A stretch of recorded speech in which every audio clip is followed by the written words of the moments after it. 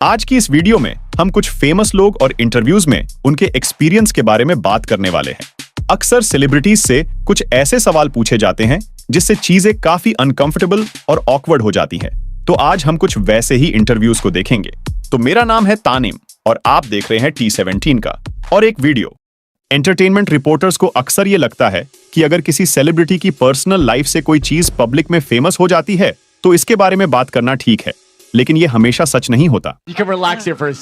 2009 में Twilight movie के बारे में एक इंटरव्यू में रॉबर्ट पैटिंसन को उसके साथी को स्टार क्रिस्टन स्टीवर्ट के साथ उसके डेटिंग रूमर्स के बारे में पूछा गया। What do you say to your fans who are desperate to know about you and your co-star Kristen? What can you tell them?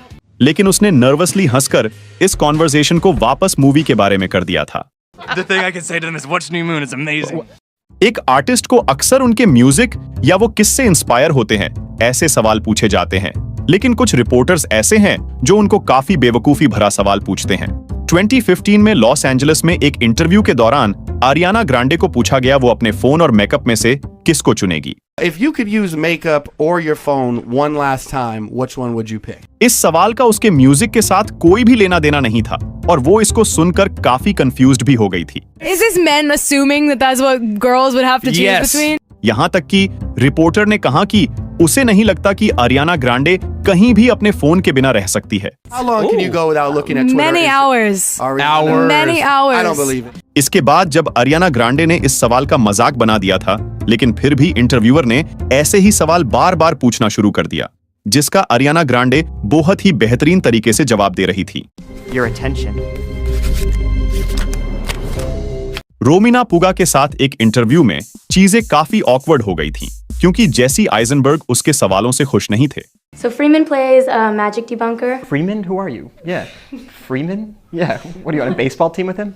Yeah, he's a buddy of mine. Okay.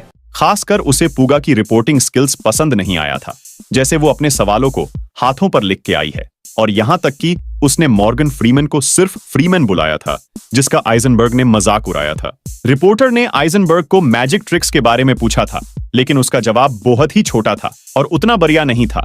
यहाँ तक कि Eisenberg ने reporter को carat top नाम का एक comedian के साथ कंपेयर किया, जो बिल्कुल भी एक तारीफ नहीं था। Do you know the comedian Carrot Top? Yes, horrible. Well, you were like the Carrot Top of interviewers. Ooh. Yeah. No, and it's a good thing. It's I'm a gonna good go thing. cry now. No, don't cry now. In awkwardness के बावजूद जेसी Eisenberg ने चीजों को शांत रखने की कोशिश किया। क्वेंटिन टैरेंटिनो वायलेंस मूवीज बनाने के लिए जाने जाते हैं और उनको अक्सर पूछा जाता है कि क्या ये मूवीज रियल लाइफ वायलेंस को इन्फ्लुएंस करती है। But why are you so sure that there's no link between enjoying movie violence and enjoying real violence? I'm going to tell you why I'm so sure. Do not ask me a question like that. I'm not biting. I refuse your question. Why? Because I refuse your question. I'm not your slave and you're not my master. Krishnan Gurumurthy के साथ एक interview में Tarantino ने इन सवालों का answer देने से मना कर दिया और उन्होंने कहा कि वो खुद को बार बार रिपीट नहीं करने वाले। लेकिन कृष्णन गुरुमूर्ति ने इन सवालों को पूछना जारी रखा और ये इंटरव्यू दोनों के लिए काफी अनकंफर्टेबल बन गया था और क्वेंटिन टैरेंटिनो और भी गुस्सा हो गए थे। I have explained this many times in the last 20 years. I just refuse to repeat myself over and over again because you want me to. For you and your show and your ratings. Okay, well, no, it's not about our rating.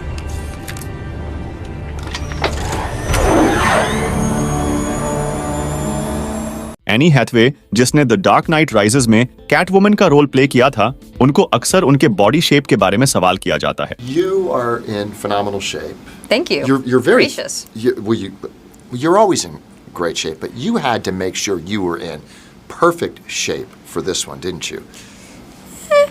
लेकिन ये reporter इन topics में कुछ ज्यादा ही interested था और उसने any को अपनी डाइट, एक्सरसाइज रूटीन, अपनी सूट और उसकी फिटनेस के बारे में पूछा।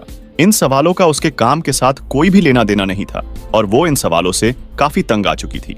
एनी ने काफी शांति से इसको रिस्पॉन्ड देने की कोशिश की, लेकिन फिर उसे ये पूछना पड़ा कि क्यों ये रिपोर्टर्स इन चीजों में इतना इंटरेस्टेड होते हैं। No, seriously, we have to talk about this. What do you want? Are you trying to fit into a cat suit? I might be. You are? Oh, okay. Joaquin Phoenix को interviews करना उतना पसंद नहीं है, तो जब उनका interview लिया जाता है तो ये ध्यान रखना पड़ता है कि ये इंटरेस्टिंग हो। So what's going on? Joaquin, directly in front of you, Chris with GMA Philippines. The movie obviously is about the Joker, but it goes beyond that. It's really about the mental state he was in. Can you tell me a little bit about what research or what kind of what you did to prepare for this? Because this was really an intense performance.